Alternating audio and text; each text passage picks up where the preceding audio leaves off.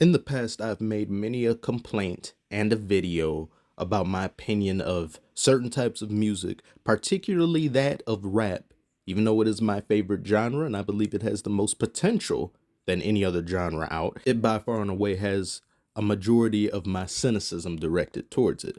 But this video, we're going to particularly focus in on music itself, primarily Western music, I guess. And let's just try to hope this doesn't get age restricted for unknown ridiculous reasons like some other videos did. I'm going to give you two separate examples, and I'm going to delve into exactly why I chose these two and why I think it reflects on not just music of today, but the wholesale deterioration of standards when it comes to music and the creation of such. So the first example I'm going to use will be Black Eyed Peas' Where Is the Love, the original one.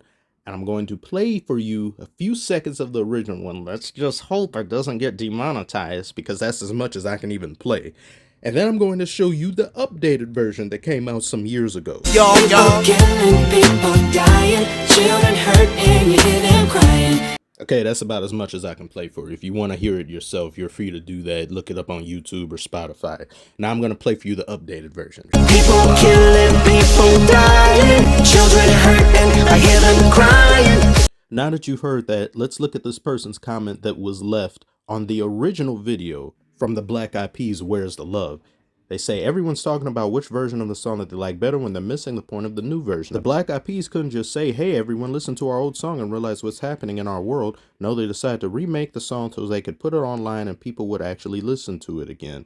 It shouldn't matter whether the beat of it sounds good or not. It should matter what you understand the song is about and what you as a person are going to do to help this world come to peace. In regards to the point as to why they did this again, I understand that. This person's comment, I agree with. But when we look at it from a purely music standpoint, there's a drastic difference in comparison from the new to the old and the old to the new. The old focused primarily on vocals. The new one, you've got a bunch of background noise, is what I describe it as. You've got whoa, whoa, whoa, all of that going on in the background. And something that I wholeheartedly believe.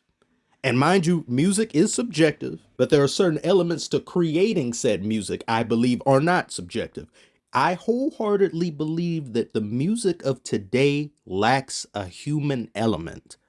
It has delved so far into technology, understanding what triggers the dopamine rushes of people's brains. It's become so computerized and Skynet.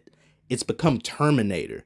That it's so unlike anything that can be reasonably produced by a person in real time. And when you see people perform in concerts, they seldom sound like how they actually did in the studio because it's been morphed to such a degree that it's inhuman. Perfect pitch, perfect tone. Where in records of old, you'd hear an occasional voice crack. It would be subtle. It wouldn't be loud enough or noticeable enough to where it interrupts the flow of the song, but you would just know, damn, this person's singing their heart out. Now the AI is singing their heart out. To add on to what I'm saying, the original song had many different stoppages for you to appreciate the melody, the instrumentation that's going on. You got to hear one person's voice fold into the next. There was some downtime. Nowadays, there is no such thing as that. You have to constantly have bullshit in the background to cater to these goldfish who click off of something after 5 to 6 seconds. They need to be stimulated at the highest levels. There needs to be yeah, all over the place throughout the entire song. Not to mention they have an unnecessary and obnoxious DJ Khaled on the song saying, they don't want us to love. Love is powerful. No, we need ad-libs on top of ad-libs on top of ad-libs. And I guess what one will say, well, this is part of the vibe. This is part of the this and that. It gives you a vibe without you appreciating any of the work and thought behind it. You don't really love the music itself. You love what it does to you. And then we look at the actual messaging of the song because they changed a bunch of lyrics around because it had to reflect today's issues, which are just yesterday's issues, but far more annoying because Twitter and social media exists. They come off so overly preachy. It's nothing that's done in a way with any subtle nuance. It's let's beat you over the damn head with this song because we're telling you this song is a classic of ours that we're updating for now, but we know how important it is. I'm pretty sure Black Eyed Peas, when they made the original, were not thinking it was going to turn into what it was. But now that they have that idea in mind and they're aware of the song's reputation, the song feels chock full of arrogance. Look at the original lyrics.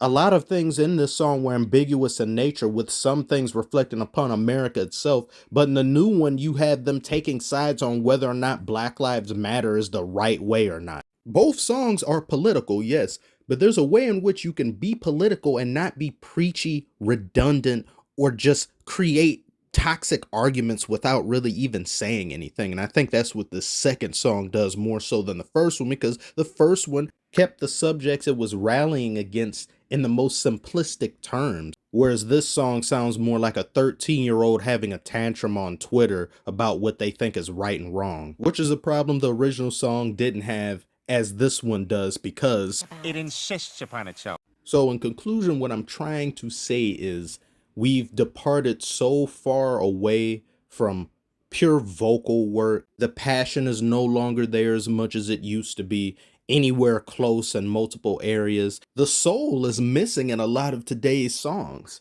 And I think as time passes, 10 years from now, 20 years from now, people will start to realize there are a lot of artists that are hot right now, but will not make it 5 years later because their music just simply doesn't translate to anything farther than within the decade that they came out in. Nobody's making timeless music now. They're making music catering specifically to an event or a vibe that exists today, not to the human experience. But tell me what you think below. If you disagree with me, do tell me. Give me reasons as to why. If you agree, tell me that as well. As always, all comments are welcome. If anything gets deleted, it's not me, it's YouTube that's doing it. So I want to thank you so much if you've made it this far, and I shall see you on the next one.